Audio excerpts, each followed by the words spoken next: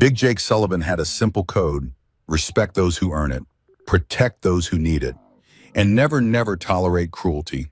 He'd learned that code in Vietnam, refined it in 40 years of riding, and taught it to every member of the Riverside chapter. On Tuesday, May 14th, that code would be tested in a truck stop diner off Route 66. 50 motorcycles pulled into the Chrome Valley Diner parking lot at 7:30 a.m., right on schedule. This was their bi-weekly ritual, hospital charity run, then breakfast. The same booth, the same waitress, the same order Big Jake had been placing for 11 years. But today, something would be different. Sarah Mitchell poured coffee with the practiced efficiency of 22 years behind a counter. At 43, she could read customers faster than most people read menus. The bikers? Easy. They wanted strong coffee, hot food, and to be left alone to decompress after visiting sick kids. The kid in the $1,100 sneakers who just walked in trouble. Sarah had started her shift at 6 a.m., same as always. 3 jobs, 4 hours of sleep, and a daughter heading to Stanford if she could scrape together $32,000. The math didn't work, but Sarah had learned long ago that the world didn't care about math. It cared about who showed up and did the work. Old Mike was already at the counter when she arrived, third stool. From the left, same as every Tuesday for the past decade, she had his coffee poured before he sat down. Black coffee, 2 eggs over easy wheat toast, no butter. The 78-year-old trucker looked up with eyes that had seen every highway in America. His weathered hands wrapped around the cup like it was the only warmth left in the world. "You're gonna make me predictable, Sarah." "You made yourself predictable, Mike. I just pay attention." She patted his shoulder affectionately, and the old man's eyes crinkled with genuine warmth. Some people came to diners for the food. Some came because they didn't want to eat alone. Old Mike came because Sarah remembered him. The Hendersons arrived next, sliding into booth 4 with the synchronized movement of 42 years of marriage. Mr. Henderson still held the door for his wife. Mrs. Henderson still touched his arm when she laughed. They ordered the same breakfast they'd been ordering since Sarah started working here, and she loved them for it. Martha Rodriguez pushed through the door at 6:45, her nurse's scrubs rumpled from a night shift at County General. She collapsed into a booth near the window, exhaustion written in every line of her body. Sarah brought coffee without being asked. Extra cheese on the scrambled eggs because Martha deserved something indulgent after 12 hours of saving lives. The morning rush built slowly, predictably. Truck drivers grabbing breakfast before their haul. Construction workers fueling up before the job site. A family passing through on their way to somewhere else, the kids sticky with sleep and restlessness. Sarah moved between tables like a dancer who'd memorized every step. A family with a fussy toddler got crayons and a coloring page without asking. A businessman in a hurry got his check the moment he finished his last bite.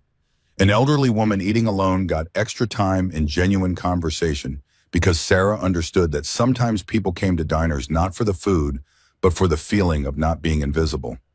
Jose called from the kitchen window. Sarah turned to find him holding up a $20 bill, confusion and gratitude mixing on his face. "A customer left this for me. Said you did great work, wanted to make sure you got it directly." It was a lie, the kind Sarah told every week. The 20 was hers, pulled from tips she couldn't afford to give away. But Jose had 4 kiddos now, and she'd seen him putting back groceries at the checkout line last week, choosing between diapers and formula. He tucked the bill into his pocket, blinking hard.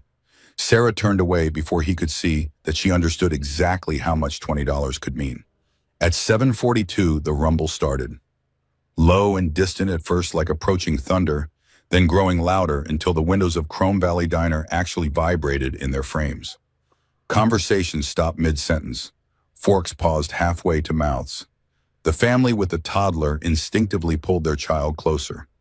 50 motorcycles rolled into the parking lot in a formation that spoke of military precision and brotherhood. Chrome gleamed in the morning sunlight, leather creaked, engines growled, and then one by one went silent. The sudden quiet felt almost louder than the noise had been. Through the diner windows, the patrons watched as riders dismounted. Leather vests covered in patches, chains, bandanas, beards, tattoos that crawled up necks and down arms. The words hellsangels were visible on several of the vests, and the tension in the diner became thick enough to cut. A businessman at table 7 quietly asked for his check. Martha sat up straighter, her emergency room instincts kicking in. Even Mr. Henderson stopped holding his wife's hand and watched the door nervously. But Sarah Mitchell didn't even look up from pouring coffee. They're regulars. Come in every other Tuesday morning. Tip better than anyone. Old Mike nodded in agreement, his voice carrying across the diner with the authority of age and experience. Best behaved customers we got, actually. The bell above the door chimed and they came in. 50 men and women in leather filling the diner with presents. The leader, a man who stood 6'4" with a gray beard that reached his chest, removed his sunglasses and scanned the room. His eyes, surprisingly gentle for someone who looked like he could break a man in half, landed on Sarah. Morning, Sarah. His voice was a deep rumble that somehow sounded like a hug. Morning, Big Jake. Usual spot. You know it. These weren't the bikers the media warned you about. This was the Riverside chapter of a motorcycle club that had spent the last 15 years proving that brotherhood could mean something beautiful. Big Jake Sullivan, the chapter president, had founded their charity division after his daughter Melissa had been treated for leukemia at Children's Hospital. She'd survived barely, and Jake had made it his life's mission to make sure other kids had the same chance.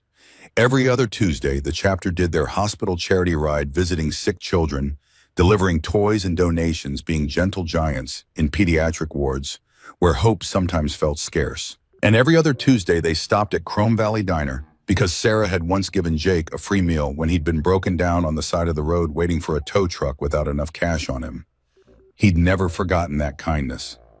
Rita Sullivan, Jake's wife of 32 years, was right behind him, her gray hair in a long braid down her back. She'd been riding her own bike since before most of the men in the chapter were born, and she ran the charity operations with the efficiency of a Fortune 500 CEO. She made a beeline for Sarah and hugged her like family. How's Emma doing with those college applications? She got into Stanford. Pride lit up Sarah's tired face like sunrise. Stanford, Sarah, that's incredible. Rita's excitement was genuine, loud enough that several of the bikers overheard and called out congratulations. The nervous atmosphere in the diner shifted. The businessman at table 7 relaxed enough to actually eat his eggs. The Hendersons went back to holding hands. This wasn't an invasion. It was a reunion. Sarah worked the tables, taking orders from men with names like Tiny Bear and Razor, who ordered pancakes and said, "Please," and "Thank you, ma'am," with more politeness than half the white-collar customers she served. They asked about her kids by name. They told her about the 11-year-old boy they'd just visited who was beating lymphoma. They showed her photos on their phones of their own grandchildren. Their code was simple but absolute: respect those who deserve it, protect those who need it, and never ever tolerate cruelty. But today their code would be tested in a way they'd never forget. Big Jake sat in the large corner booth that could fit 8 of his crew, sipping coffee and listening to Bear tell a story about his granddaughter's soccer game. But his attention wasn't fully on the conversation.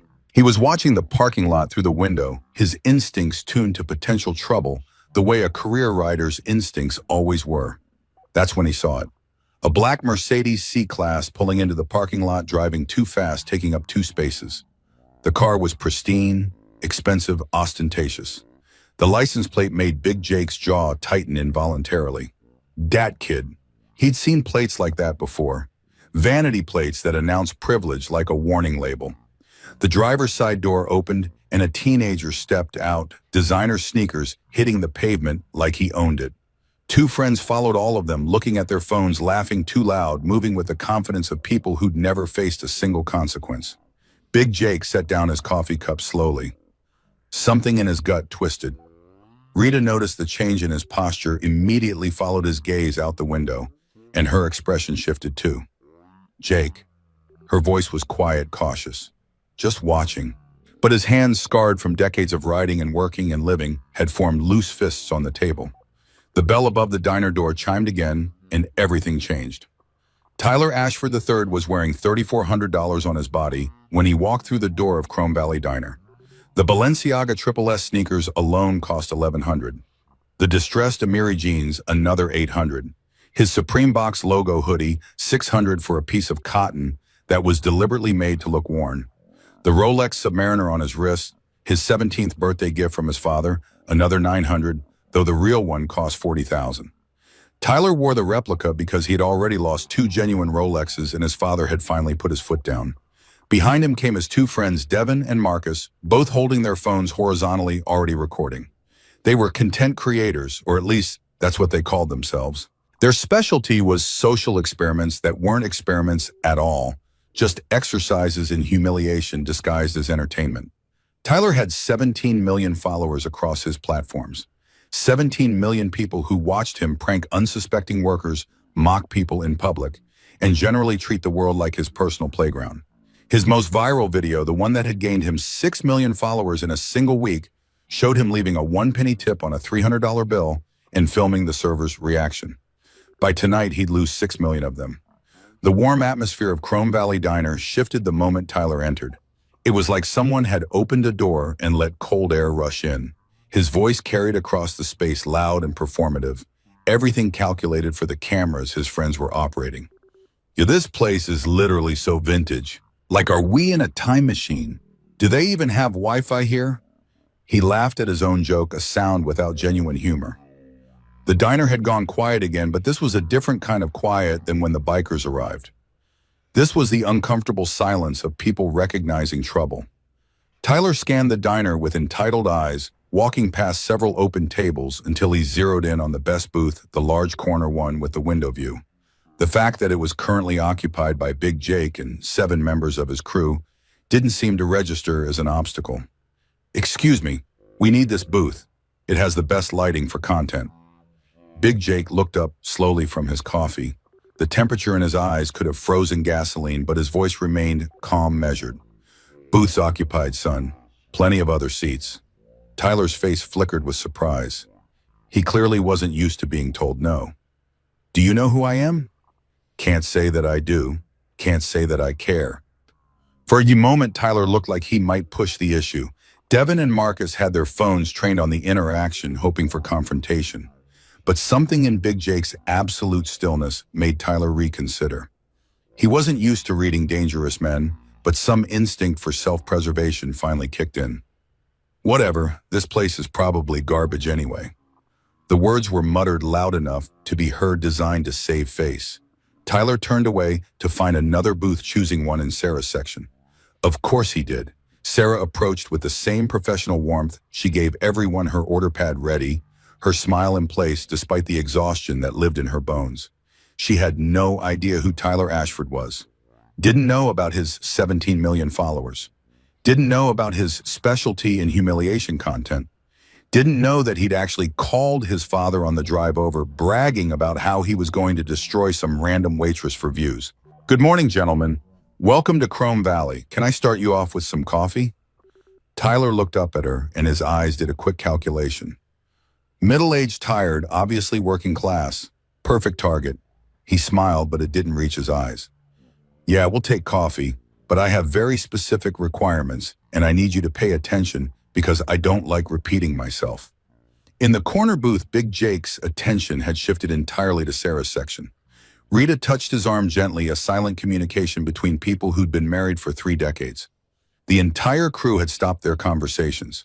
50 pairs of eyes were now watching a 17-year-old kid who had no idea he was about to make the biggest mistake of his life. Old Mike, still sitting at the counter, muttered into his coffee cup, "Here we go." He was right. Tyler's order started simply enough, or so Sarah thought.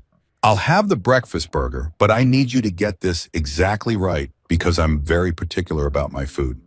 Sarah's pen was poised over her order pad, her professional smile still in place. "Of course, how would you like that cooked?"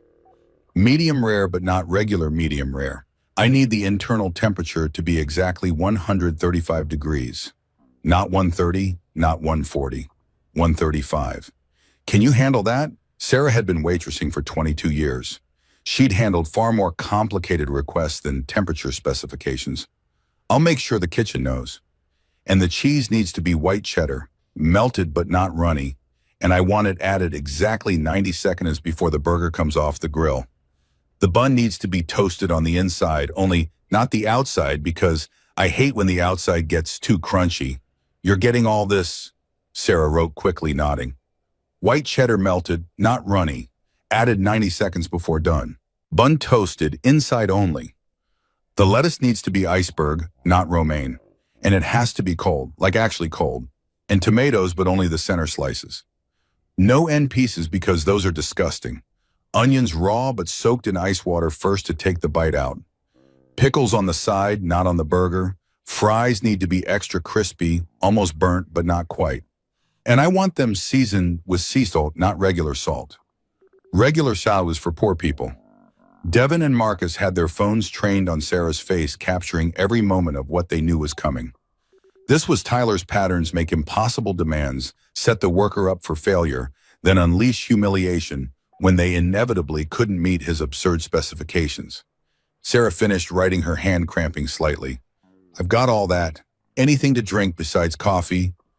Tyler's voice had an edge, now the first hint of the cruelty to come. Did I say I was done? I apologize. Please continue. I also need you to make sure the cook washes his hands before touching my food. I don't know who works in your kitchen, but hygiene is important to me. The insult was barely veiled. Sarah's smile tightened almost imperceptibly, but she maintained her composure. Our kitchen maintains the highest health standards, sir. I'll get this order in for you right away. She walked toward the kitchen, her back straight despite the exhaustion that wanted to make her shoulders slump. Sarah had dealt with difficult customers before, but she felt something different in the air today. A kind of electric tension that made the hair on the back of her neck stand up.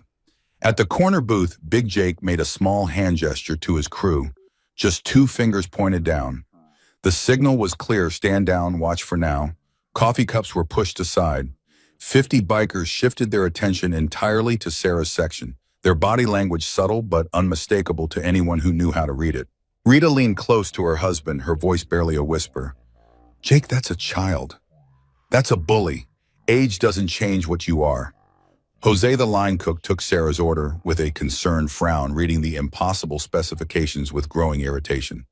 This is ridiculous. You want me to tell them we can't do this? No, just do your best. I need this job, Jose. I can't make waves. She remembered Emma's college letter sitting on her kitchen counter. $32,000. She remembered the stack of bills. She remembered that she was one complaint away from possibly losing this job, and she had 3 kids who depended on her. So Sarah Mitchell did what she'd been doing her entire life. She swallowed her pride and endured. The burger came out 12 minutes later. Jose had done his best to meet every specification, his pride as a cook demanding nothing less than perfection, even for a customer who didn't deserve it.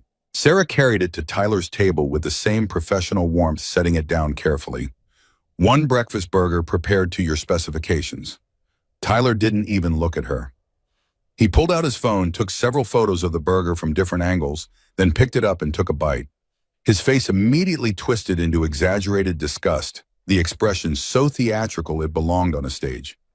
This is wrong. This is completely wrong. The temperature is off, I can tell just by tasting it. And this cheese is definitely runny. I specifically said not runny. Are you stupid? Did you not write down what I said? Sarah's smile wavered, the first crack in her professional armor. Sir, I wrote down every detail you gave me. The kitchen prepared it exactly as you requested. Then your kitchen is incompetent. Take it back. Make it again. And this time actually pay attention. The diner had gone completely quiet. The Hendersons looked at each other uncomfortably. Old Mike's hands tightened around his coffee cup until his knuckles went white. Martha, the nurse, looked like she wanted to say something but didn't. This was the terrible social contract of watching someone be abused in public. Everyone knew it was wrong, but nobody wanted to get involved. Except for 50 people who had a very different code. Sarah took the plate back without argument, even though she could see that Jose had executed the order perfectly. The burger was exactly medium rare. The cheese was melted, but not runny. But arguing would only make things worse. The second burger came out 10 minutes later, Jose's hands shaking with barely controlled anger as he plated it. Tyler took 1 bite and pushed the plate away, dramatically playing to the cameras his friends held steady. Nope, still wrong. The fries aren't crispy enough, and I can taste regular salt. I said sea salt. Do they hire anyone with a brain here, or is it just you? Devin snickered behind his phone. Marcus zoomed in on Sarah's face, trying to capture the moment her composure cracked. Sir, I'm very sorry. Let me have them make it one more time. Sarah's voice was steady, but her hands trembled slightly as she reached for the plate. The tremor was small, almost invisible, but Big Jake saw it from across the diner. "One more time, you've already wasted 20 minutes of my life. Do you have any idea who I am? I have 17 million followers. I could destroy this place with one post. Maybe I should. Maybe people need to know that Chrome Valley Diner employs incompetent waitresses who can't follow simple instructions." Sarah felt something crack inside her chest, a hairline fracture in the armor she'd spent 22 years building. But she didn't let it show on her face. She thought about Emma, about Marcus's inhaler, about the electric bill that was already past due. "I'll get you another burger, sir. I'm very sorry for the inconvenience." As she walked back toward the kitchen for the third time, old Mike finally spoke up. His voice carried the weight of 78 years of watching the world get meaner. "Son, that waitress has served this community for 20 years. She deserves your respect." Tyler turned to the old man with a sneer that transformed his face into something ugly. "Mind your business, Grandpa. This is between me and the help." The help. That word hung in the air like poison, like a slap, like every insult working people had swallowed for generations. In the corner booth, Big Jake's jaw clenched so hard Rita could hear his teeth grinding. His hands resting on the table had formed fists. Around him, his crew sat in absolute stillness, the kind of stillness that comes before violence, the kind of quiet that promises thunder. But Jake's signal remained stand down watch. Not yet. The third burger came out. Jose had cooked it with shaking hands, angry on Sarah's behalf, but helpless to do anything about it. He'd wanted to spit in it, to poison it, to do something that would make this entitled kid understand what consequences felt like. But he didn't, because Sarah needed this job and he wouldn't be the reason she lost it. Sarah delivered it with an apology already forming on her lips, her professional mask still in place, even though it was cracking at the edges like old paint. Tyler didn't even taste it this time. He just looked at Sarah with cold, calculating eyes. The eyes of someone who'd spent 17 years learning that cruelty without consequence was the same as permission. "You know what, I don't even want this anymore. Your service has been so terrible that you've ruined my appetite." He leaned back in the booth, spreading his arms across the top of the seat like a king on a throne. "But here's what you're going to do. You're going to stand there and apologize for being incompetent. And you're going to mean it. And my friends are going to record it. And then maybe I won't completely destroy your pathetic diner on social media." The third burger sat on the table between them, steam still rising from the perfectly cooked meat that would never be eaten wasted like everything else Tyler touched. Sarah stood there, order pad still in her hand, and for the first time in the entire encounter, tears formed in her eyes. Not from anger, not even from the humiliation, but from the weight of everything. 22 years of serving people who sometimes treated her like she wasn't human. 4 hours of sleep, bills she couldn't pay, dreams she couldn't afford. And now this boy, this child who'd never struggled a day in his life, telling her she was nobody. Sarah had been hungry, she'd been exhausted, she'd been desperate, but never in 43 years had she felt so small, so invisible, so utterly worthless. Tyler saw the tears forming and smiled. This was exactly what he wanted, the moment of breaking the visible crack in someone's dignity, the proof that he had power over another human being. He leaned in close, his voice dropping to a whisper that was somehow more cruel than his shouting had been. "You want to know what you are? You're entertainment. You're content. You're nothing but a prop in my life." And then he did it. Tyler Ashford III gathered saliva in his mouth and spit directly into Sarah Mitchell's face. Time seemed to fracture. The world slowed down like a car crash, like a heart attack, like every moment that divides before from after. The spit hit her left cheek just below her eye and began to slide down slowly. Sarah's entire body went rigid, locked in place by shock and humiliation. Her mouth opened slightly, but no sound came out. The order pad slipped from her fingers and hit the floor with a sound that seemed impossibly loud in the sudden silence. The Chrome Valley Diner, which moments before had been filled with the ambient noise of breakfast service, the clinking of silverware, the murmur of conversation, the sizzle from the kitchen, became absolutely silent. Not quiet, silent, as if the entire world had taken a collective breath and forgotten to exhale. Tyler threw his head back and laughed. The sound was ugly, performative, designed for the cameras. He high-fived Devin, then Marcus, both of them laughing too, phone still recording, capturing Sarah's humiliation in high definition for 17 million followers to eventually see. Did you get that? Did you get her face? Tyler's voice was triumphant, proud of what he'd done already, imagining the views, the comments, the validation from an audience that had learned to mistake cruelty for entertainment. But he wasn't looking at the right faces. He wasn't seeing what mattered. He wasn't seeing old Mike stand up at the counter, his 78-year-old hands shaking with a rage that transcended words. He wasn't seeing Martha pull out her phone to call the police, her nurse's training the only thing keeping her hands steady. He wasn't seeing Mr. and Mrs. Henderson clutching each other's hands so tightly their knuckles had gone white. He wasn't seeing Jose burst through the kitchen door only to be held back by another cook who knew this situation was about to escalate beyond anything they could control. And he definitely wasn't seeing what was happening in the corner booth. The silence lasted exactly 4 seconds. Then 50 chairs scraped backwards simultaneously. The sound was like thunder, like judgment, like the earth itself shifting beneath Tyler's feet. It was the sound of a code being activated, of a promise being kept, of justice preparing to be served. 50 men and women in leather stood as one unit, their movements synchronized not through planning, but through shared code, shared outrage, shared purpose. This was what brotherhood looked like when it mattered. This was what it meant to protect those who needed it. Big Jake Sullivan rose last, his 6'4" frame unfolding with deliberate slowness. His face had transformed into something that would haunt Tyler's nightmares for years to come. Not rage exactly, though rage was there. Something deeper, something more dangerous. Righteous purpose. What Tyler didn't know, what he couldn't have known, was that Big Jake's daughter Melissa hadn't actually survived her leukemia in the end. The cancer had gone into remission, yes, and she'd lived 6 beautiful years after treatment. But 2 years ago, at 19 years old, Melissa Sullivan had taken her own life. The reason was simple and devastating: a viral video. A boy at her college had filmed her having a panic attack, posted it online with cruel commentary, and within 48 hours, Melissa had become a meme.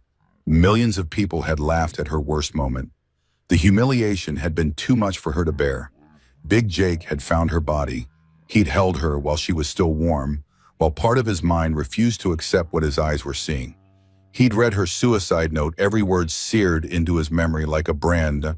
I can't live in a world where cruelty is entertainment, where my suffering is content, where I'm nothing but a prop in someone else's bid for online fame. He'd sworn at her funeral with Rita sobbing beside him and his entire chapter as witnesses that he would never let it happen again. That if he ever saw someone being humiliated for entertainment, he would intervene, no matter what, no matter who, no matter the K-Taman. Tyler Ashford had just given Big Jake a purpose for the first time since his daughter's death. Sarah stood frozen, spit still sliding down her cheek, tears now flowing freely. Her body shook with the kind of humiliation that scars souls, that changes people, that makes them question whether they matter at all in a world that seems designed to prove they don't. She didn't see the biker standing, didn't see the entire diner transformed into a courtroom where judgment was about to be passed. All she could feel was the wetness on her face and the words echoing in her mind, "You're nobody." But she was about to learn something that would change her life forever. In that diner at that moment, Sarah Mitchell was everybody. She was every person who had ever been disrespected, every worker who'd been abused, every human being who'd been told they didn't matter. And 50 people were about to make sure Tyler Ashford understood exactly how wrong he was. Big Jake Sullivan didn't say a word. He didn't need to. When a man who stands 6'4" and weighs 240 pounds of muscle and scar tissue rises to his full height, silence speaks louder than any threat ever could. Behind him, 49 others stood in perfect unison, a wall of leather and conviction of shared values and unbreakable bonds. The sound of their boots on the black and white checkered linoleum was rhythmic, deliberate, like a heartbeat or a war drum. Left foot, right foot, left foot, right foot. They moved as one organism with a single purpose, closing the distance between the corner booth and Tyler's table.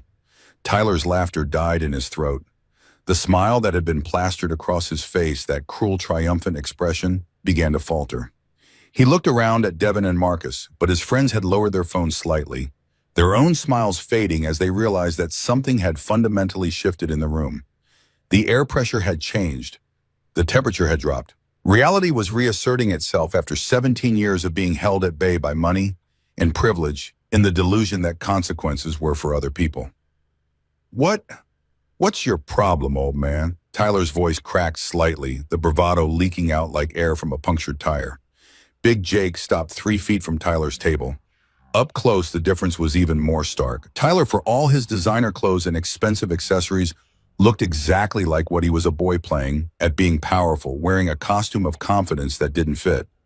Jake, with his weathered face and eyes that had seen things Tyler couldn't imagine, combat loss, real suffering, was power itself.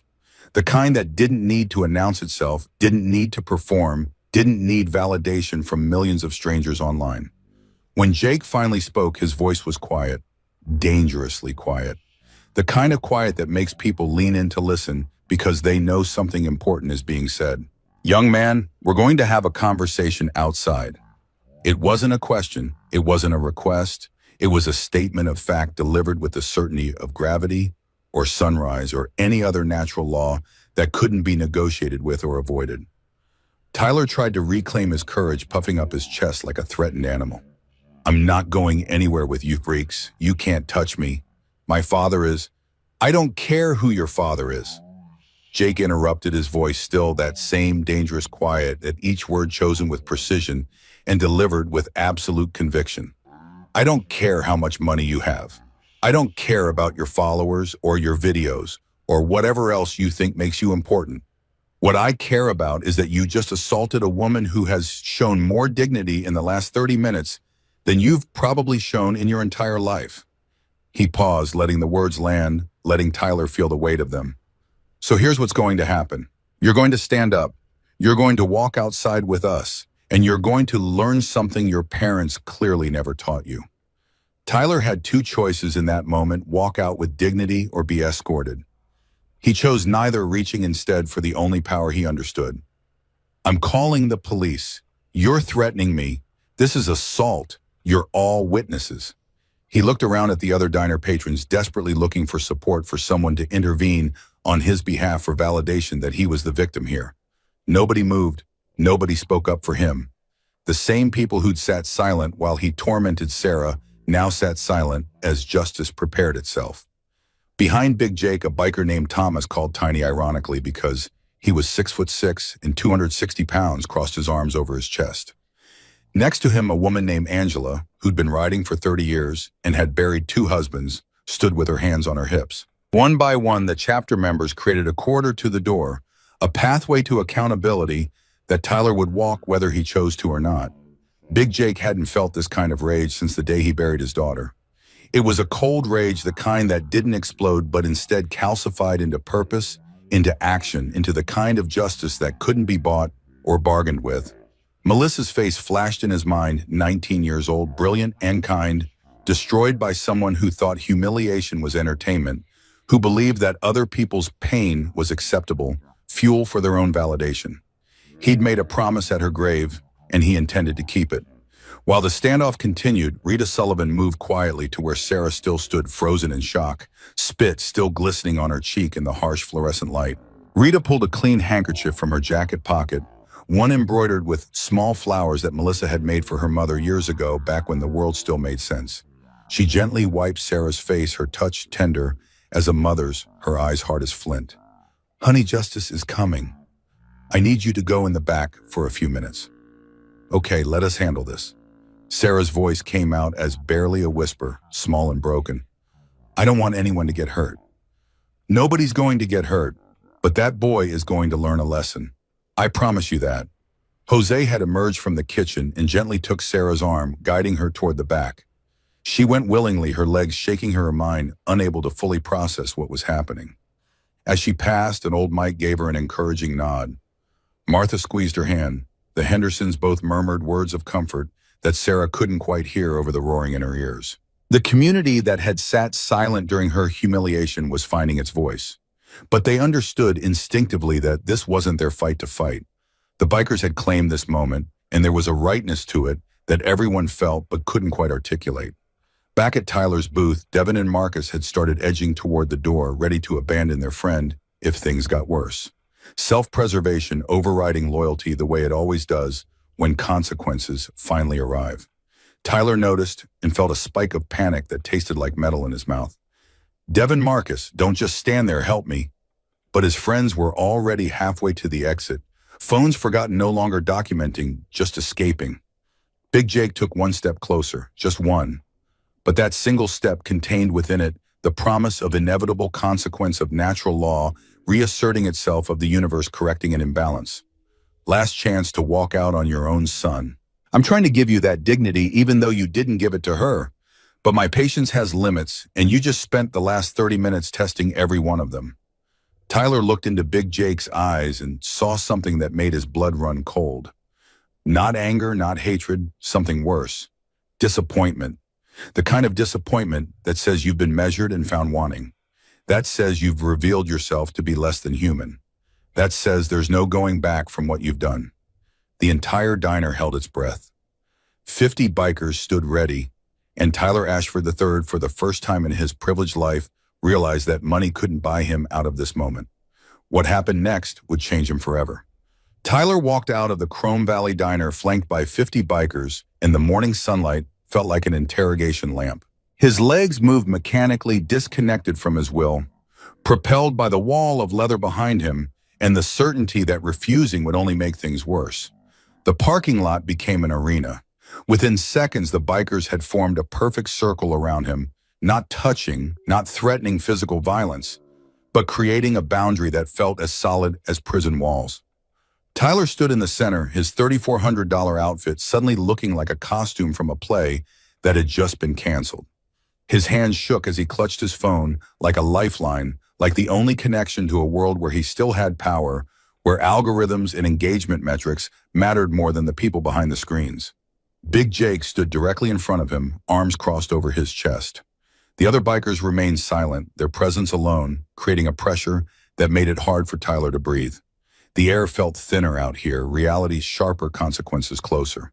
Here's what's going to happen. You're going to call your father right now. Put him on speaker. Tyler's throat constricted. His father. The one person whose approval he'd been chasing his entire life. The one person who'd never quite given it, who'd always been overseas, always in meetings, always choosing work over whatever Tyler needed. I'm not calling my you are. Jake's voice didn't rise, but something in it made Tyler's protest die, instantly made his fingers move toward his contacts, despite every instinct screaming to run. Because this ends one of two ways. Either you take responsibility for what you just did, or we make sure the entire world knows exactly who Tyler Ashford III really is. Your choice. Tyler's hands trembled as he scrolled through his contacts past dozens of names he barely knew, people who followed him back. People who liked his posts but wouldn't answer if he called needing real help. His father's name appeared: Robert Ashford. Dad work. The parenthetical hurt more than it should have. He pressed the number. The phone rang twice before a brisk voice answered the sound of traffic in the background, the perpetual motion of a man who never stopped long enough to notice what he was leaving behind. Tyler, I'm in a meeting. Mr. Ashford, my name is Jake Sullivan. I'm here with your son in the parking lot of Chrome Valley Diner off Route 66. Your son just assaulted a woman. Silence. The kind that stretches and pulls and reveals things that words can't hide. Then Robert Ashford's voice came back different, now the businessman veneer cracking. Who is this Tyler? What's going on? Your son spit in a waitress's face while his friends filmed it for social media content. He spent 30 minutes verbally abusing this woman, calling her stupid, incompetent nobody. Then he spit on her because he thought it would be entertaining for his followers. 5 seconds of silence. Tyler could hear his father breathing, could hear the decision being made, could hear 17 years of choices crystallizing into this single moment. Put my son on the phone. Jake handed the phone back to Tyler, keeping it on speaker. The circle of bikers tightened imperceptibly. Dad, listen. Tyler, yes or no? Did you spit on someone? The question hung there like a guillotine blade.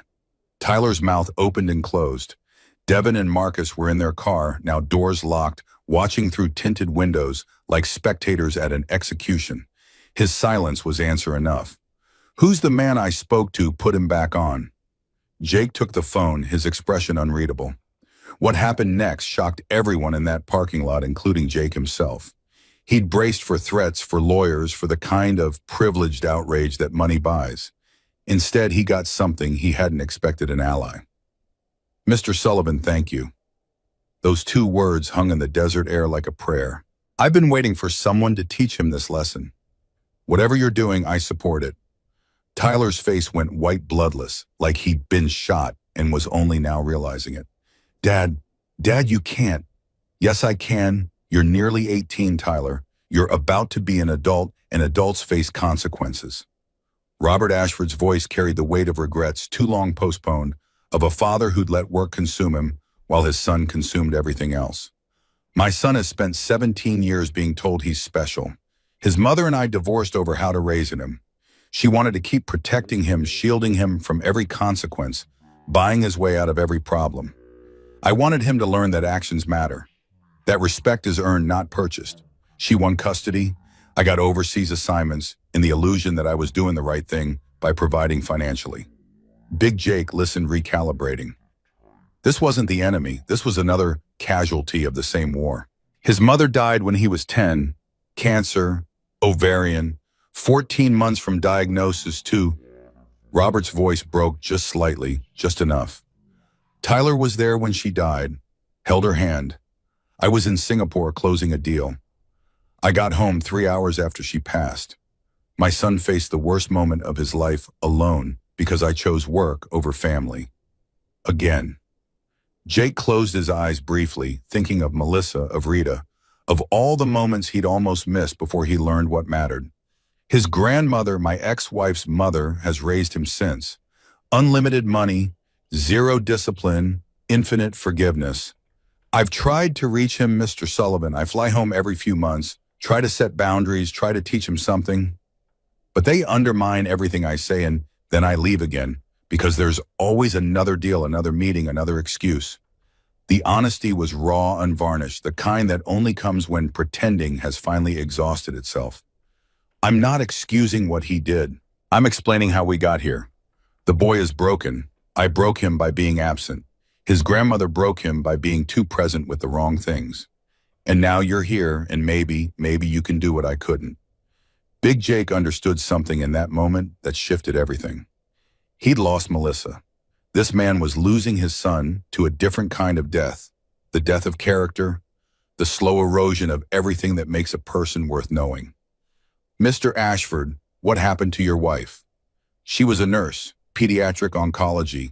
She spent her life caring for dying children, and when she got sick herself, she refused aggressive treatment because she'd seen what it did. She died with dignity, surrounded by patients' families she'd helped over the years. Tyler saw all of it, watched her waste away.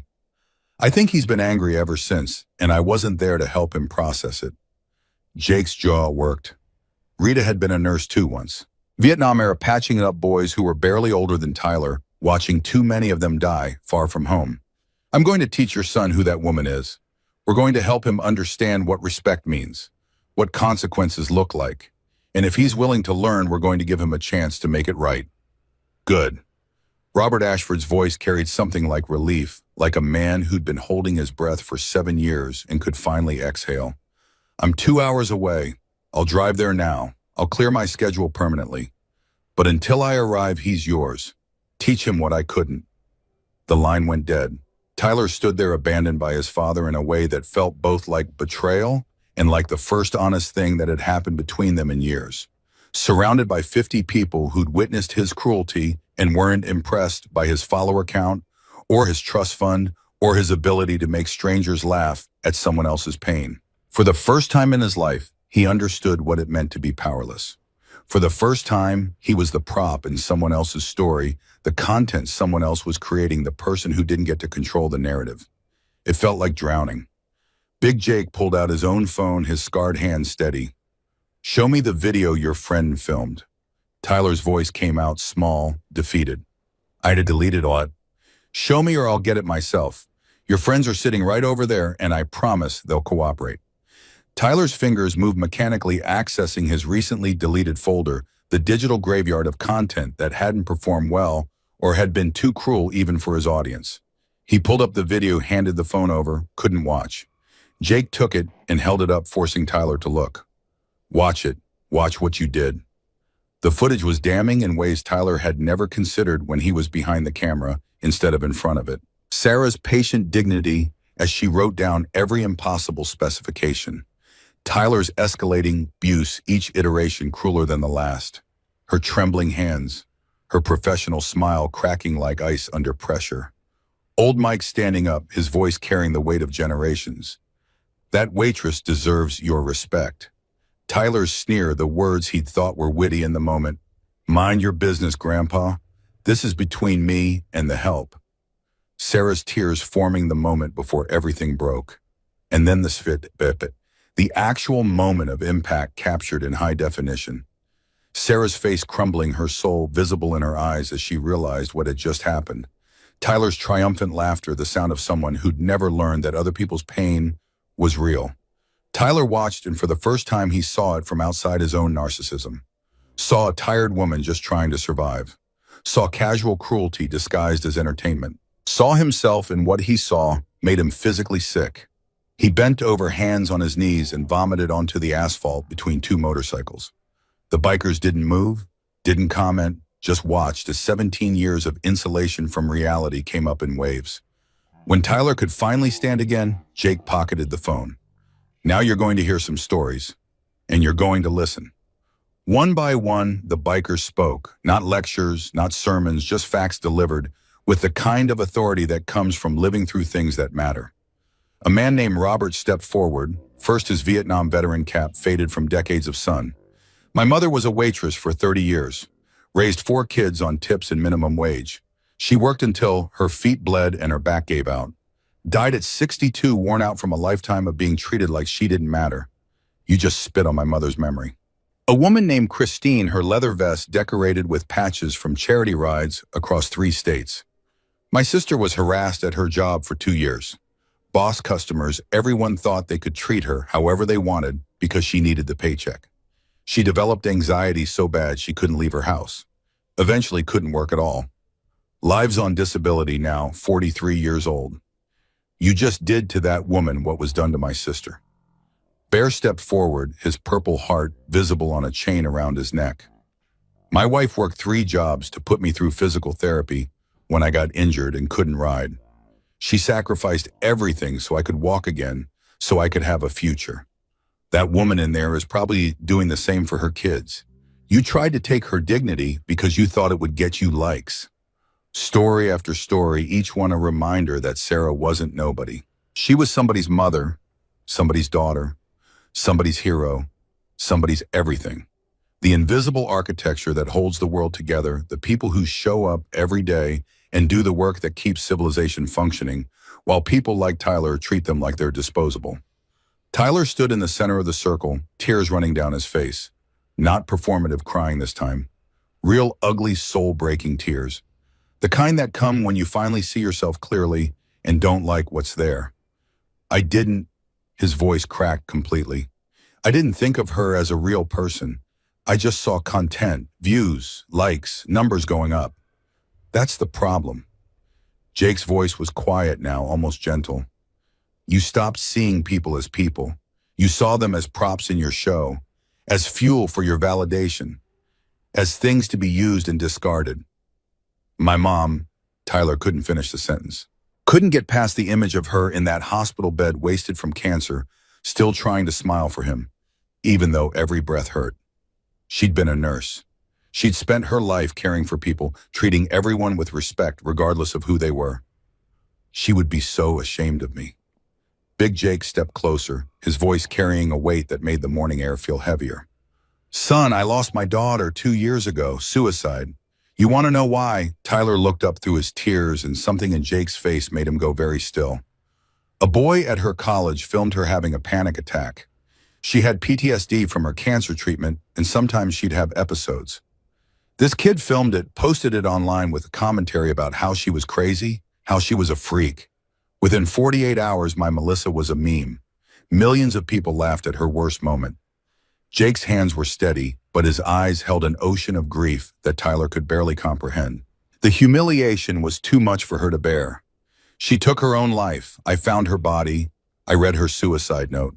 She wrote that she couldn't live in a world where cruelty was entertainment, where suffering was content, where she was nothing but a prop in someone else's bid for fame.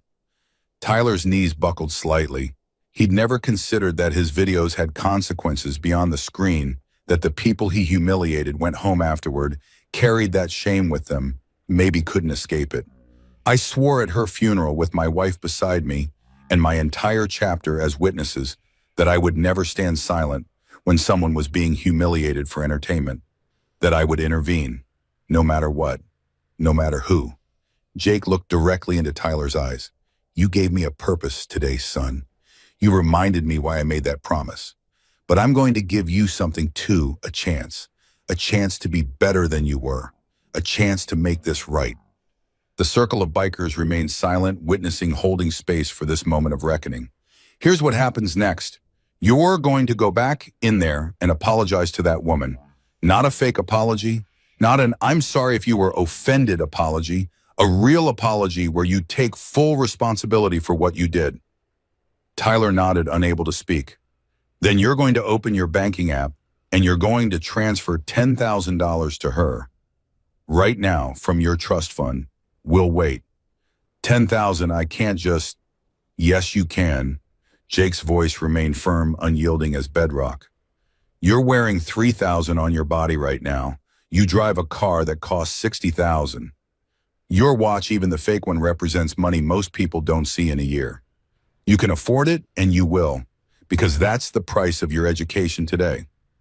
Tyler understood that arguing was pointless. The circle around him wasn't a suggestion. It was gravity, natural law, the universe correcting an imbalance. You wanted to make her feel small. You're going to make her feel valued.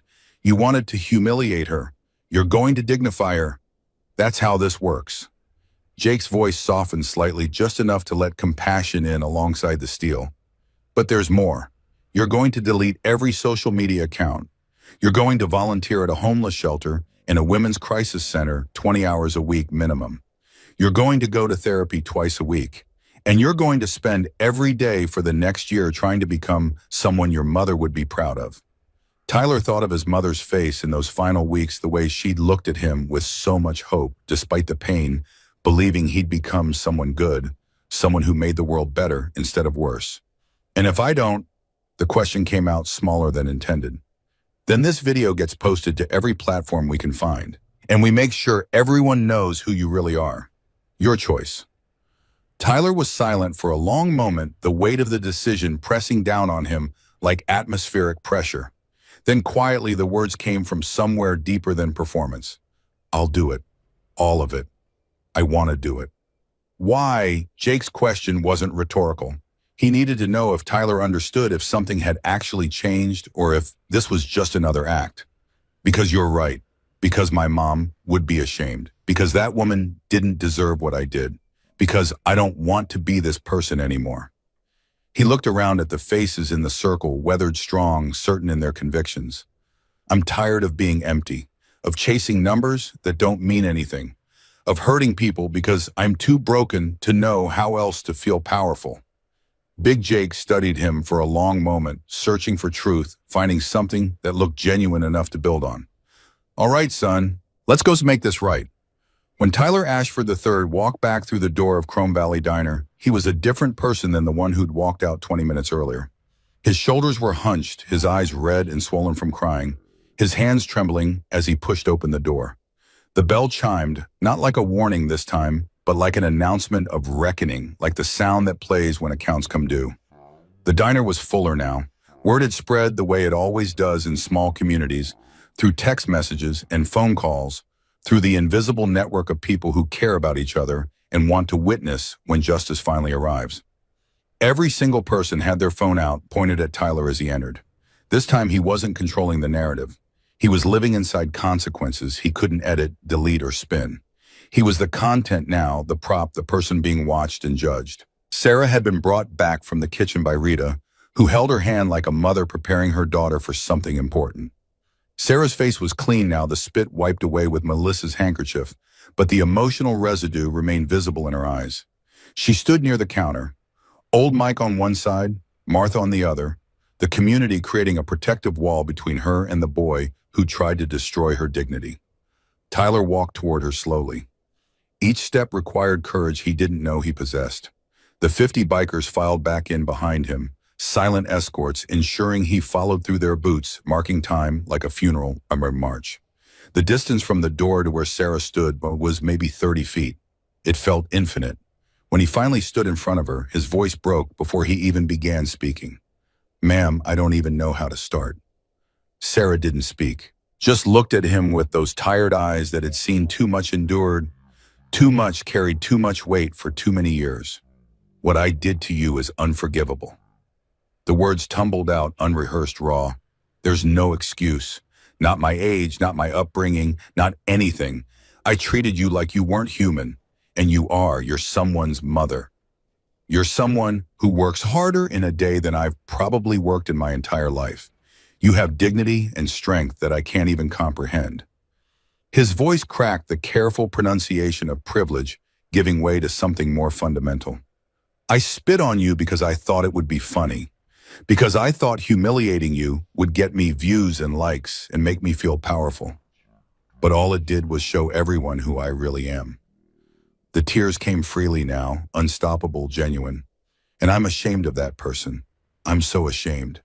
Tyler's voice dropped to barely a whisper, the words meant only for Sarah, even though everyone could hear. "My mom died when I was 10. She was a nurse. She spent her whole life taking care of people, helping people, treating everyone with respect, no matter who they were." Sarah's expression shifted slightly, the first crack in her armor, the first sign that she was seeing him as something other than the monster who'd spit on her. "She would be so disappointed in who I've become. I think I've been so angry for so long that I forgot how to be kind. I forgot how to see people as people instead of just content for my channel." He looked directly at her now, meeting her eyes despite every instinct screaming to look away. "But that's not your burden to carry. You didn't deserve any of what I did to you. None of it. And I know saying sorry isn't enough. Words are cheap when you've spent years using them to hurt people. But I'm asking you, if you can find it in yourself, please forgive me." The diner was completely silent. Even the kitchen had gone quiet, Jose standing in the window with tears running down his face. This wasn't performative anymore. This was a soul breaking open, a boy becoming something closer to human, a moment of transformation witnessed by a community that understood the difference between performance and truth. Sarah looked at this child who'd caused her such pain and saw something she recognized: brokenness. She'd been broken by life in different ways, worn down by circumstance, ground to dust by a system that valued profit over people. But she'd never let it turn her cruel. Maybe she could show him there was another way. "I accept your apology." The simplicity of it, no lecture, no conditions, just grace, hit Tyler like a physical blow. His knees almost gave out. "But I need you to understand something." Sarah's voice gained strength, the dignity that Tyler had tried to destroy, reasserting itself like spring returning after winter. "I have 3 children. My daughter got into Stanford, full academic scholarship, but there are still $32,000 in expenses I can't cover. I work 3 jobs, I sleep 4 hours a night, and every single day I make a choice." She paused, making sure he was listening, making sure he understood. "I choose to be kind, even when I'm exhausted. Even when people treat me badly, even when the world feels unfair. Because that's what my children need to see. That's what this community needs. That's what makes us human." Her words carried the weight of 22 years behind a counter, 22 years of choosing grace over bitterness. "I hope you've learned something today. I hope you become the person your mother would have wanted you to be. And I hope you remember that every person you meet, every single one, is fighting a battle you know nothing about. So be kind, always." Tyler nodded, unable to speak through the tears that wouldn't stop. Then he pulled out his phone with shaking hands, opened his banking app, entered Sarah's name, and the phone number Rita quietly provided. Transfer amount, $10,000 on. He turned the screen toward her so she could see it was real, that this wasn't another trick, another performance. His finger hovered over confirm for just a moment. This was more money than he'd ever given away, more than he'd spent on anything that wasn't for himself, and then he pressed it. Sarah stared at the phone at the number that represented more money than she'd seen in one place in her entire life. Her legs gave out, betrayed by exhaustion and shock and the sudden possibility that maybe things could be okay. She collapsed into the nearest chair, one hand over her mouth, tears streaming down her face. $10,000. Not enough to solve everything. The bills would still come, the exhaustion would still be there, but enough to breathe. Enough for Emma's first semester expenses. Enough to catch up on rent and utilities. Enough to feel like maybe the universe wasn't entirely indifferent to her struggle. The diner erupted. Applause, tears, people hugging each other like they'd witnessed something sacred, something that proved the world could still be good. Sometimes that justice could still happen, that ordinary people could still matter. Old Mike wiped his eyes with his napkin, not even trying to hide it. Martha openly sobbed, her nurse's training abandoned in favor of pure emotion. The Hendersons held each other tight, 42 years of marriage, giving them the wisdom to recognize a miracle when they saw one. In the corner booth, Big Jake nodded once satisfied. Rita smiled through her own tears, thinking of Melissa, hoping somehow her daughter knew that they'd kept their promise, that they'd stopped it from happening again. This was catharsis, collective and powerful, the kind that reminds people why community matters, why standing up for each other matters, why choosing to care is always worth it even when it's hard.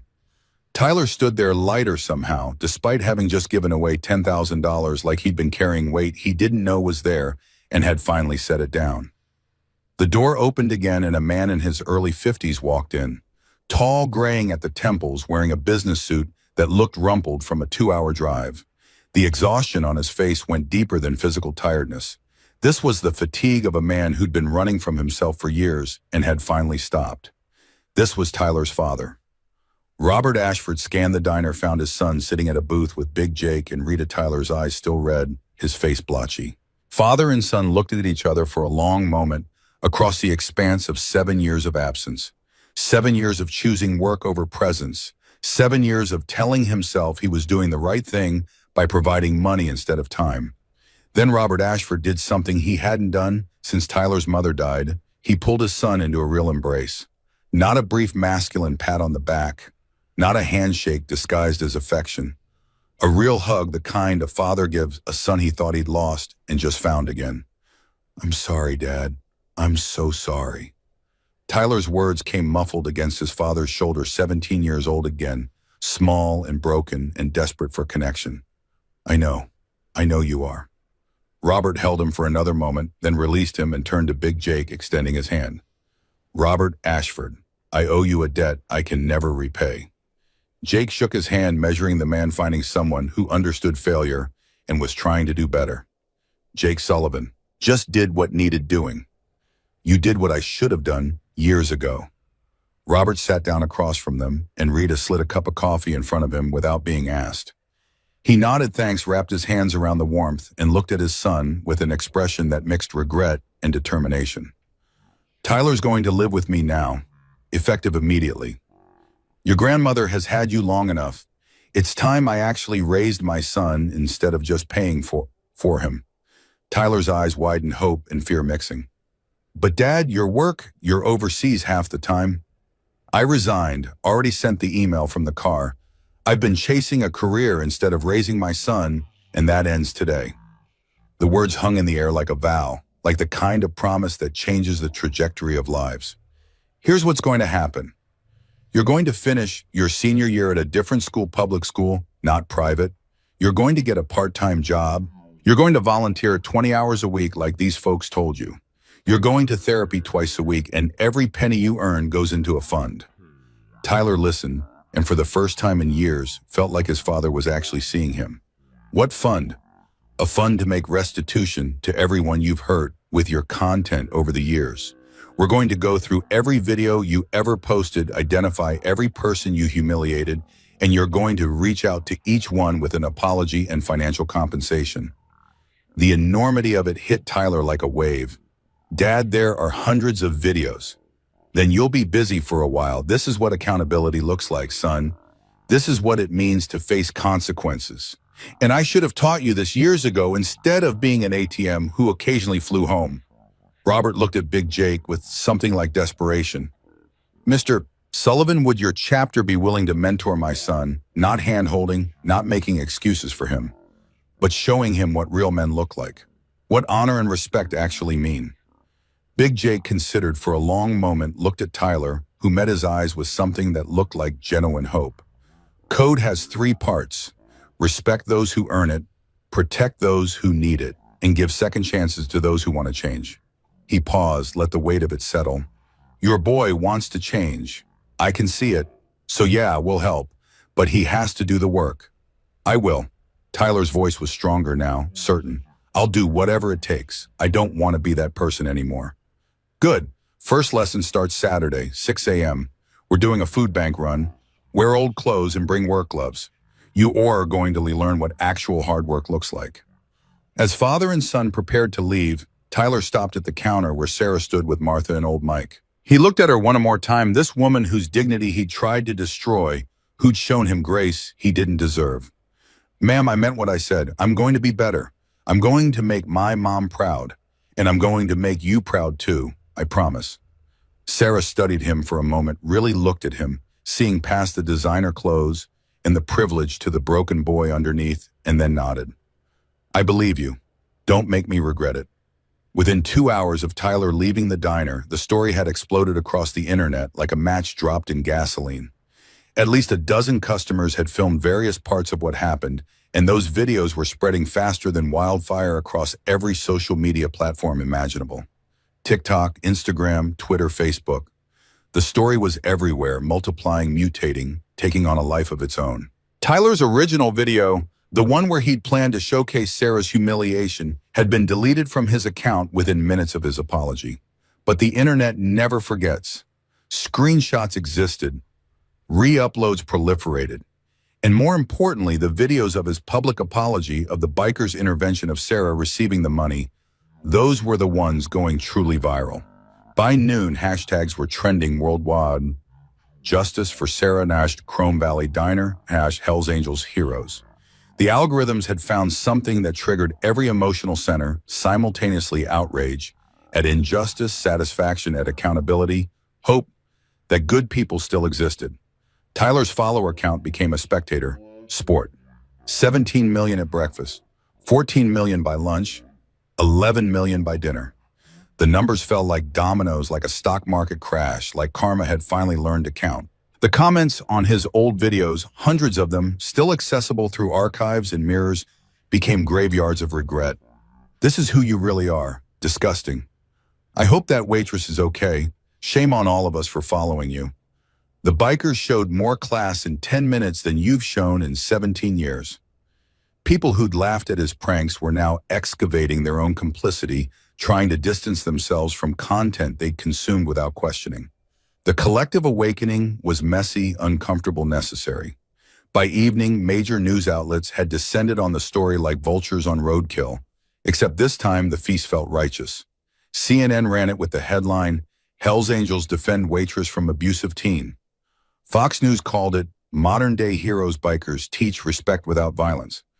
Local stations sent crews to Chrome Valley Diner, interviewing customers who'd witnessed the event, filming the parking lot where the circle of justice had formed, turning a truck stop off Route 66 into a pilgrimage site for people who wanted to believe the world could still be good. Sarah found herself thrust into a spotlight she'd never wanted, never asked for, never imagined possible. News crews showed up at her apartment building.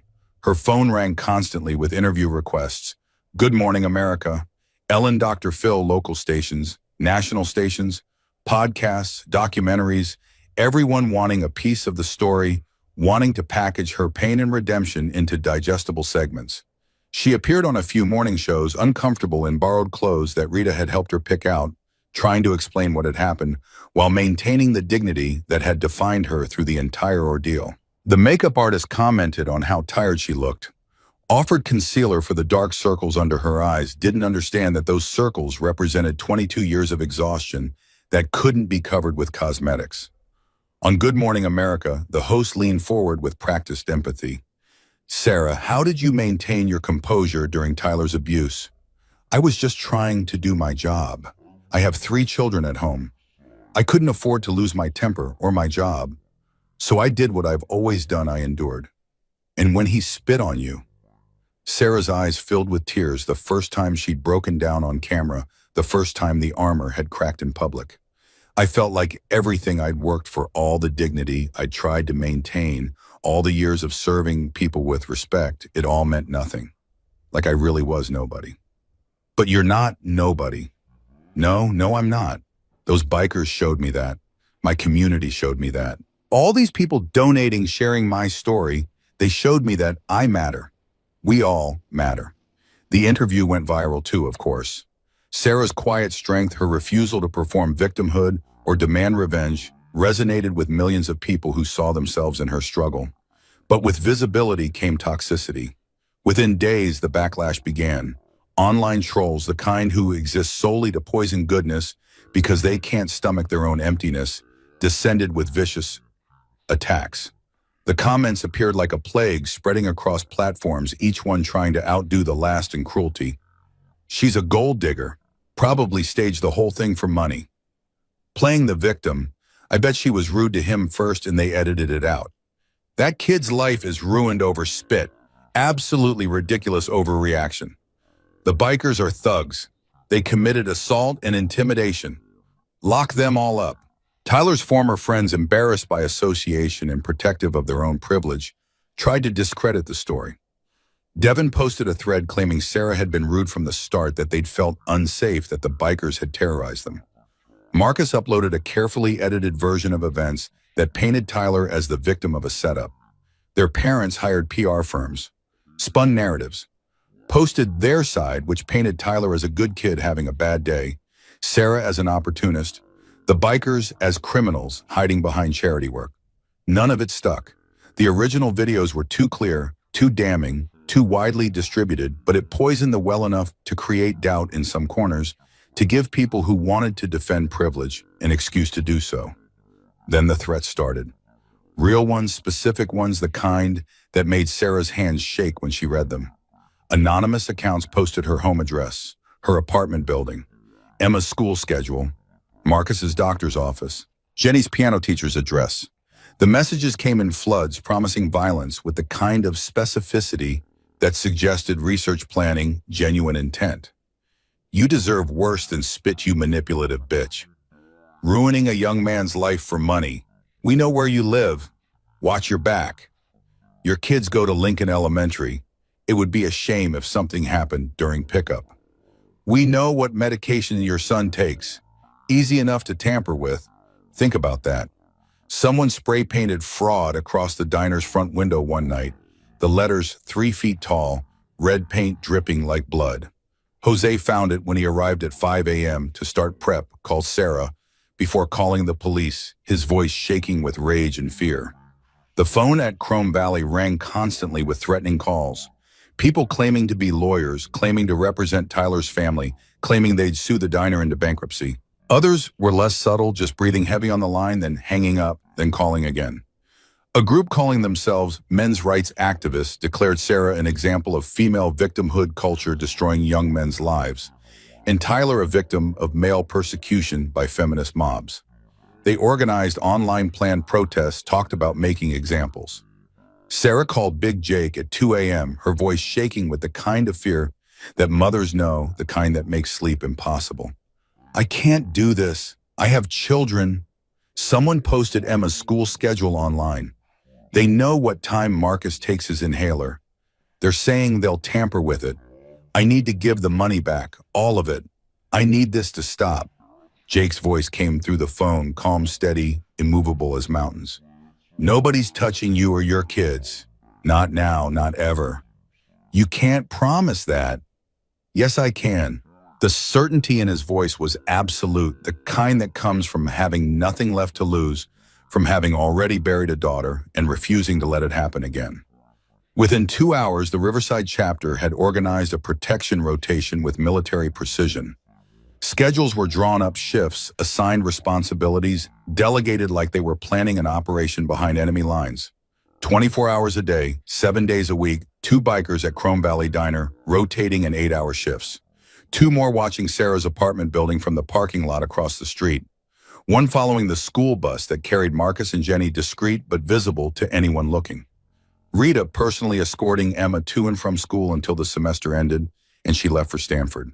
They weren't menacing, didn't threaten anyone, didn't break any laws, just sat, visible and vigilant. Reading newspapers, drinking coffee, existing as a physical barrier between Sarah's family and anyone who might want to test their resolve. A clear message: Sarah Mitchell was under protection. Permanently.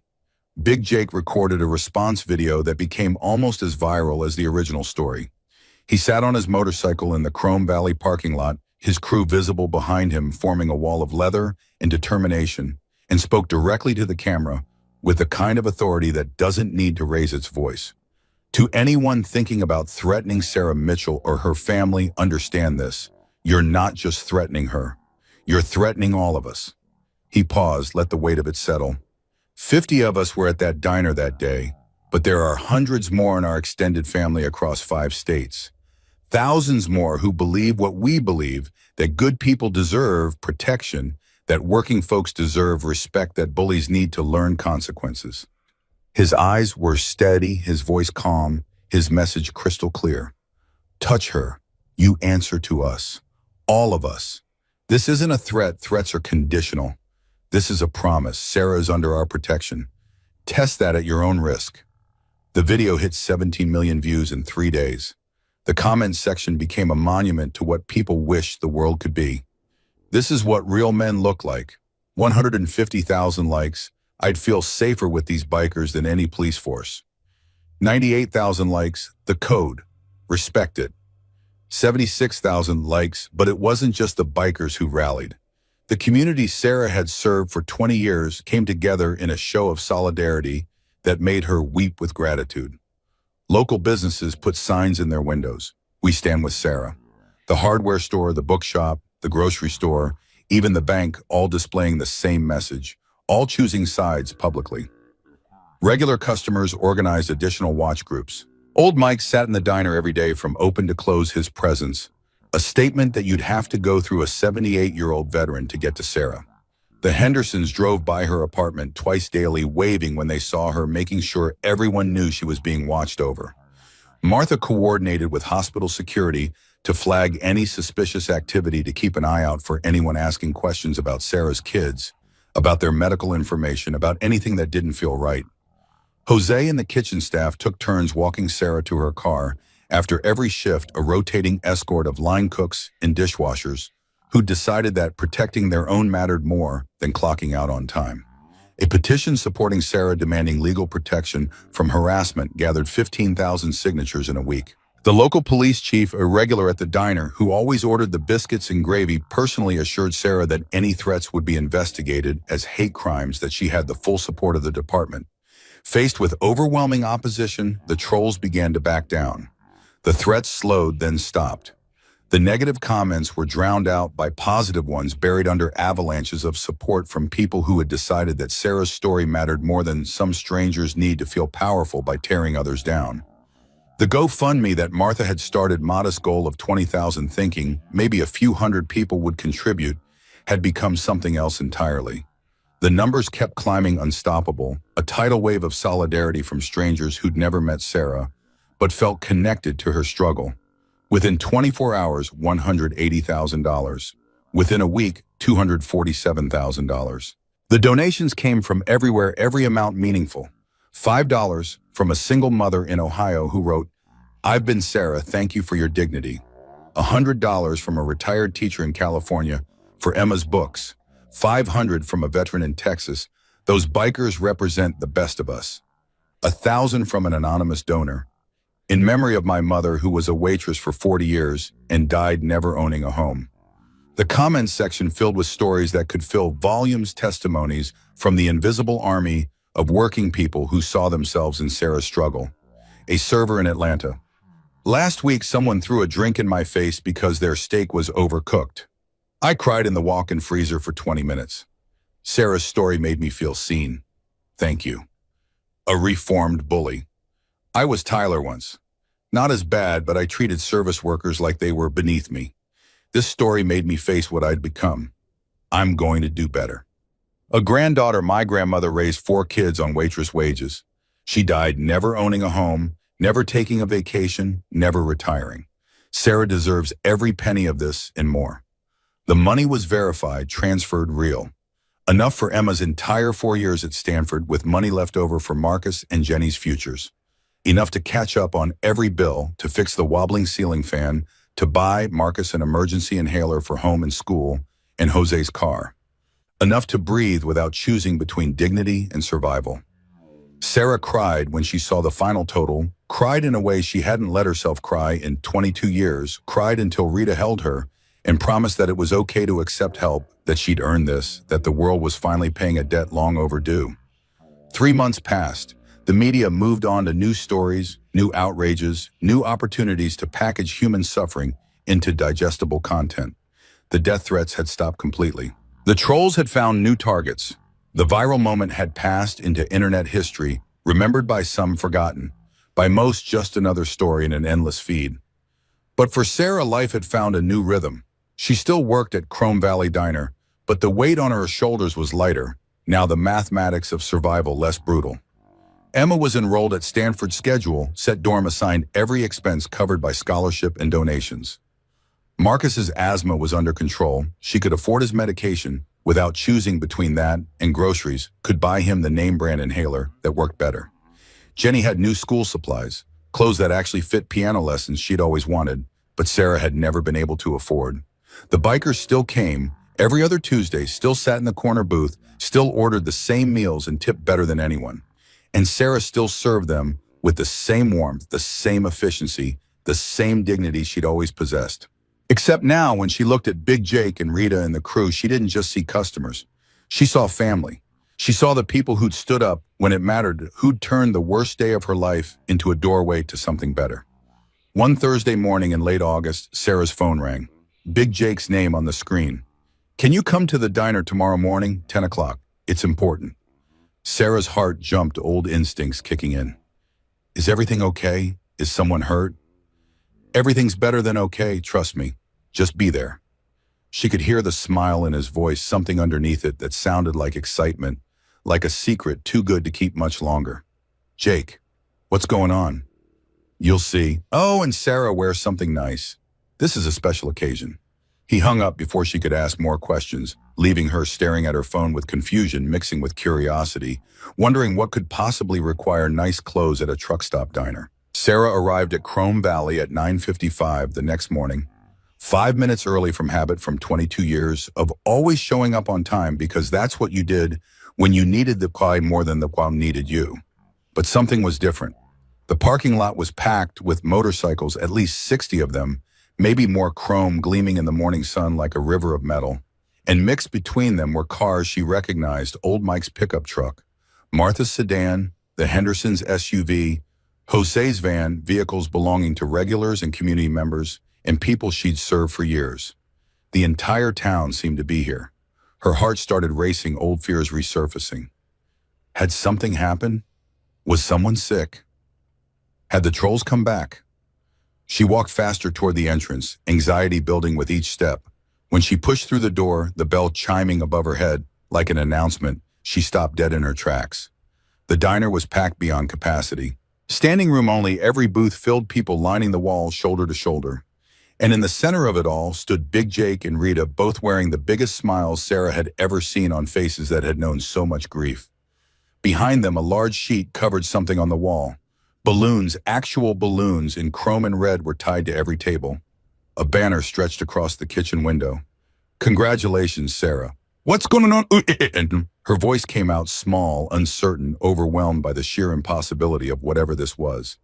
Big Jake's voice boomed with joy that filled the entire space. Sarah Mitchell, come here. She walked forward on legs that threatened to give out the crowd, parting to let her through like she was royalty, like she mattered in a way she'd never quite believed was possible. When she reached Jake, he put his massive hands gently on her shoulders, and she could see moisture in his eyes. 3 months ago, we watched something in this diner that reminded every single person in this room what matters in life. The crowd murmured agreement, heads nodding, people wiping their eyes. We watched you maintain your dignity in the face of cruelty. We watched you show grace when you could have shown anger. We watched you be exactly the kind of person this world needs more of. And we decided that day that we were going to do something about it. Sarah's eyes began filling with tears, her hands trembling. Rita stepped forward with a manila envelope, the same kind they'd given her 3 months ago, except this one felt heavier, more significant, like it contained something that would change everything. Sarah, the owner of this diner, Mr. Patterson, he's been wanting to retire for 2 years. Couldn't find the right buyer, someone who would keep the heart of this place alive, who understood that it's not just about the food. She paused, making sure Sarah was listening, making sure this moment landed the way it deserved. So we bought it, all of us. The chapter pooled resources, the community donated, local businesses contributed, $200,000 total. Sarah's hands flew to her mouth, her mind unable to process the words, unable to make them mean what they seemed to mean. We bought the diner, but not for us, for you, Sarah. Jake took the envelope from Rita and placed it in Sarah's trembling hands, like he was passing her something sacred.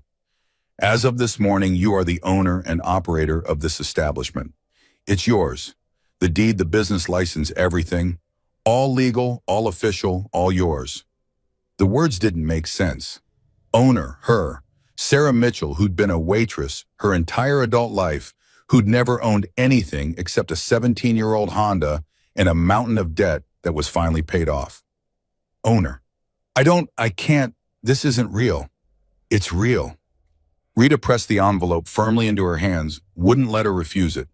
Inside are the deed, the business license, equipment, manifests everything. It's yours. But that's not all. Jake gestured around the diner, and for the first time Sarah noticed the changes. The booths had been reupholstered in fresh red vinyl that gleamed like new. The chrome fixtures were polished to perfection, reflecting light like mirrors.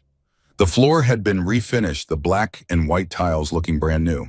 Through the kitchen window, she could see new equipment, commercial refrigerators, a modern grill, dishwashers that looked like they belonged in a restaurant downtown. Everything looked both exactly the same and completely transformed, like the diner had been sleeping and had finally woken up. We spent the last 3 months renovating. New equipment, structural repairs, everything this place needed to last another 50 years. Work nights after you left, weekends when you were off. You never noticed because we made sure to clean up before your shifts. Sarah's knees buckled. Rita caught her, held her up, wouldn't let her fall. And we changed the name. Jake walked to the wall and pulled the sheet off with the ceremony of someone unveiling a monument. Behind it was a beautiful new sign, hand-carved wood, with elegant lettering that must have cost thousands, professional quality, that spoke of care and craftsmanship and love. Sarah's Second Chance Cafe. Below it, smaller text and script, where dignity is served daily. Sarah's composure, which had held through Tyler's abuse, through the humiliation, through the threats and the viral storm, and 3 months of slowly rebuilding her life, shattered completely. She broke down in a way that was almost frightening in its intensity, her whole body shaking with sobs that seemed to come from her very soul. 22 years of exhaustion. 22 years of choosing between bills and food, between her children's needs and her own, between dreams and survival. 22 years of being invisible, of being taken for granted, of wondering if any of it mattered. All of it came pouring out in that moment, every bit of pain and fear and desperate hope, finding release in tears that wouldn't stop, couldn't stop, didn't need to stop anymore. Rita held her while the bikers approached one by one, not crowding her, but placing hands on her shoulders, murmuring words of encouragement, surrounding her with protection and love, and the promise that she was family, now that they would never let her struggle alone again. These men and women who looked so intimidating to outsiders were gentle as they created a circle of safety around Sarah, their rough hands and scarred faces radiating nothing but kindness. When Sarah could finally breathe again, when the sobs had subsided to shaky breaths, Rita helped her to a chair and knelt beside her like a supplicant before a queen. "There's one more thing, honey." Jake pulled out a document, official-looking papers with legal seals and signatures. "The business is structured as a profit-sharing model. You keep 70% of all profits. This is your livelihood, your security. The other 30% goes into a fund." Sarah's voice came out hoarse from crying. "What fund?" "A scholarship fund for children of service workers who want to go to college. Kids like Emma. Kids whose parents work themselves to exhaustion trying to give them a better life. Kids who deserve a chance but can't afford one." Jake's voice grew thick with emotion, and Rita took his hand, squeezed it, gave him strength. "We're calling it the Melissa Sullivan Memorial Scholarship, after my daughter." Sarah looked up at Jake and saw the pain and pride mixed in his eyes, saw a father who'd turned his greatest loss into something that would help others, who'd transformed grief into grace. This is what Melissa would have wanted, to turn something painful into something beautiful. To help people like you, good people who deserve better than what the world has given them. Rita added softly, her voice breaking just slightly. Every student we help is Melissa's dream living on. Every scholarship is her saying that cruelty didn't win, that her life mattered, that good can come from even the worst pain. Old Mike stood up from his seat at the counter, coffee cup raised high in a trembling hand. To Sarah Mitchell, best damn waitress in the state, and an even better person. The entire diner raised glasses, coffee cups, water bottles, in a toast that thundered like applause. To Sarah, the sound was deafening. Joyful, pure, the sound of community choosing to celebrate one of their own, choosing to prove that good people don't finish. Last, they just need others to recognize their worth. Sarah looked around at all these faces through her tears. Old Mike crying openly at 78 years old and not caring who saw. Martha with her hands clasped over her heart. The Hendersons holding each other after 42 years of marriage and still finding new reasons to believe in love. Jose grinning so wide his face might split, proud of the woman who'd been slipping him 20s for years. And 50 bikers, these intimidating men and women in leather, all smiling with genuine joy at seeing Sarah receive what she'd always deserved. Sarah stood on shaking legs, Rita helping steady her. I don't know what to say. Say you'll accept it. Say you'll let us love you the way you've loved this community. Sarah looked around, tears still streaming, and found her voice somewhere beneath the overwhelming gratitude. For 22 years I've served you, all of you, and I never expected anything in return except maybe a thank you and a decent tip. Quiet laughter rippled through the crowd. But you've given me so much more than that. You've given me family. You've given me purpose. And now, her voice broke, but she pushed through. Now you've given me a future. I don't deserve this. Yes, you do. Jake's voice was firm, certain, allowing no argument. You've earned every bit of it. Now promise us something. Anything. Promise us you'll accept help when it's offered. Promise us you'll stop working yourself to death. Promise us you'll build something beautiful here. He paused, his voice softening. And promise us you'll remember that you matter. You've always mattered. Sarah could only nod, too overcome to speak, but the nod was a vow, a promise, a commitment to believe that maybe she was worth the kindness being offered. The celebration continued for hours.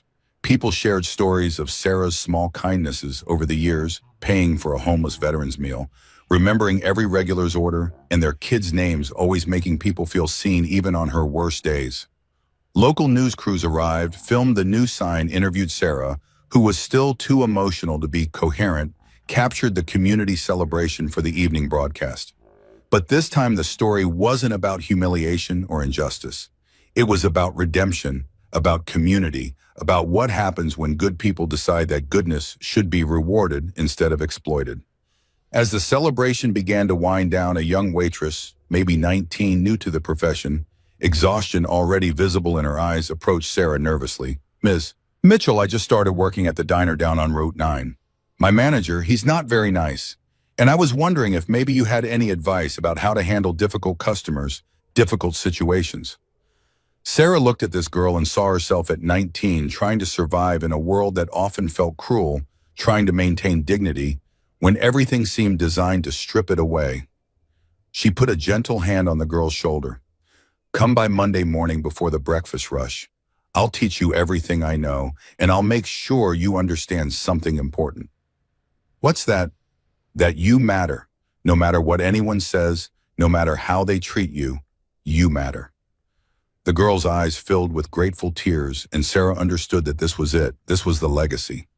Not just a diner or a scholarship fund, but a reminder that dignity and respect and kindness could change the world one person at a time. 1 year later, Sarah stood in the same parking lot on another May morning, watching the sun hit the hand-carved sign just right. Sarah's Second Chance Cafe. 365 days since the worst morning of her life had become the beginning of something she still couldn't quite believe was real. Her diner. The thought still felt surreal, still made her shake her head in wonder. The business had thrived beyond her wildest dreams. Revenue up 40%, staff retention at 100%, unheard of in an industry where people usually burned out and quit within months. Customer satisfaction through the roof. The scholarship fund had accumulated $127,000. She'd raised wages for all staff, added health insurance and paid sick leave, created a training program for young workers. The community board by the entrance listed local job postings, support services, resources for people struggling. Sarah unlocked the door at 5:30 a.m. Old habits die hard and the smell of coffee already brewing greeted her. Jose still got there earlier, still refused to let her be the first one in, still slipped her homemade tamales his wife made, still called her boss, even though she'd asked him not to. Her phone chimed at 7:15. FaceTime from Emma. Morning, Mom. Emma's face filled the screen, Stanford dorm room visible behind her engineering textbooks, stacked high, the future she was building visible in every detail. Baby girl, you look tired. Mother instinct never sleeps. Finals week, but I'm good. Professor Richardson asked me to TA for his intro course next semester. Pride bloomed in Sarah's chest like sunrise. That's wonderful, honey. How's the diner? Busy, good. We're celebrating the 1-year anniversary tonight. Big Jake and the chapter are doing a charity ride ending here. It's going to be beautiful. Emma's expression grew serious. Mom, do you ever think about that day about Tyler? Sarah was quiet for a moment, honest with her daughter, the way she tried to be honest with herself. Every day, not with anger anymore, but I think about it, about how the worst thing that ever happened to me led to the best things, about how sometimes you have to break before you can be put back together stronger. Do you forgive him? I do, but more than that, I'm grateful. If that awful thing hadn't happened, I'd still be drowning. Sometimes the worst moments lead to the best changes. Tyler Ashford was serving breakfast at a homeless shelter in downtown Los Angeles when the documentary crew arrived. No designer clothes, no expensive accessories, just worn jeans and a Habitat for Humanity t-shirt, functional clothes for actual work. He moved efficiently between tables, his interactions respectful, genuine, transformed. The director of the shelter watched him with approval that had been earned over months of consistent effort. In the interview, Tyler looked directly at the camera with no performance, just honesty. I'm not the same person. That sounds like something people say to get forgiveness, but I mean it literally. The kid who spit on Sarah Mitchell, I don't recognize him anymore. He'd quit social media completely, given up his phone for 6 months, learned to see the world instead of seeing content. Woke up at 5 a.m., volunteered until 9, attended community college studying social work, worked part-time as a dishwasher, therapy twice a week, Saturdays with the Riverside chapter on charity rides. I'm also working on the restitution project. I posted 327 videos over 3 years. We've identified 198 individuals I humiliated. So far, I've reached out to 171 of them. Most didn't want to talk to him. Some cursed him out, he deserved that. But some let him apologize. Some accepted his offer of financial amends. A few had even forgiven him. I visit Sarah's diner once a month. First Saturday, I bust tables for free. She doesn't have to let me, but she does. She says everyone deserves a chance to make things right. At 6 a.m. on a Saturday, Tyler rode with Big Jake and the crew to the same children's hospital they'd visited the day of the Chrome Valley incident, helped unload toys and donations, watched Jake and the others transform into gentle giants in the pediatric ward. Afterwards, sitting on their bikes in the parking lot, Jake asked how he was holding up. Some days are hard. I think about who I was and I feel ashamed. But you told me that guilt is useless unless it leads to change. So I keep changing. Jake nodded approval. Your mother would be proud. Tyler's eyes filled with tears, still not used to hearing that, might never be used to it. You think so? I know so. Melissa would be proud too. You're doing the work. That's what matters. That evening, Sarah's Second Chance Cafe was transformed for the first scholarship ceremony. 3 recipients, each receiving $15,000 for their first year of college. Sarah stood at the microphone, more comfortable now in the spotlight, but still humble, still surprised anyone wanted to hear what she had to say. A year ago, I was serving coffee and trying to survive. I never imagined I'd be standing here giving away scholarships, running my own business, living a life I didn't think was possible for someone like me. She looked at the 3 students whose futures were about to change. But that's the thing about second chances. They don't just change you, they ripple outward. They change families, communities, the world. Big Jake stepped up beside her, placing a supportive hand on her shoulder. We have an announcement. The Riverside chapter, along with 10 other motorcycle clubs across California, are expanding the Melissa Sullivan Memorial Scholarship. Next year, 15 scholarships. Year after that, 30. Our goal is 100 annually within 5 years. Rita stepped up holding a framed photo of Melissa, beautiful young, full of promise that had been stolen too soon. My daughter would have been 22 this year. She wanted to be a teacher. She wanted to help people. This scholarship is her legacy. Every student we help is Melissa's dream living on. There wasn't a dry eye in the diner. The movement spread. Other businesses in Chrome Valley followed Sarah's model, raised wages, added profit sharing, implemented employee health care, started funds for at-risk youth. The economics of compassion proved viable, profitable, sustainable. Media coverage evolved from feel-good story to serious economic analysis. Harvard Business Review, 60 Minutes, Forbes. Sarah became an unlikely spokesperson for worker dignity, giving talks at conferences and universities, always uncomfortable in the spotlight, but committed to the message. I'm not an economist. I'm just a mom who worked 3 jobs and knows what it feels like to choose between dignity and survival. No one should have to make that choice. Ever. Politicians tried to co-opt her story. She refused them all. I'm not left or right. I'm a person who believes in treating people with respect. If that's political, we're all in trouble. Old Mike wrote an editorial for the local newspaper that went viral, a voice of his generation embracing change. What a waitress taught an old trucker about America. Sarah's children thrived. Emma started the Dignity Project at Stanford, fighting online humiliations, supporting service workers, promoting restorative justice. Marcus created a YouTube channel featuring real conversations instead of pranks. Jenny wrote poetry about dignity and humanity that won state competitions. The tide was shifting, slowly but shifting. Late one night after everyone had gone home, Sarah stood alone in the diner cleaning tables from habit. Big Jake walked back in, claimed he'd forgotten his bandana. You did it, Sarah. You built something real. We did it. I couldn't have done this without you. Without everyone. That's the point. We're stronger together.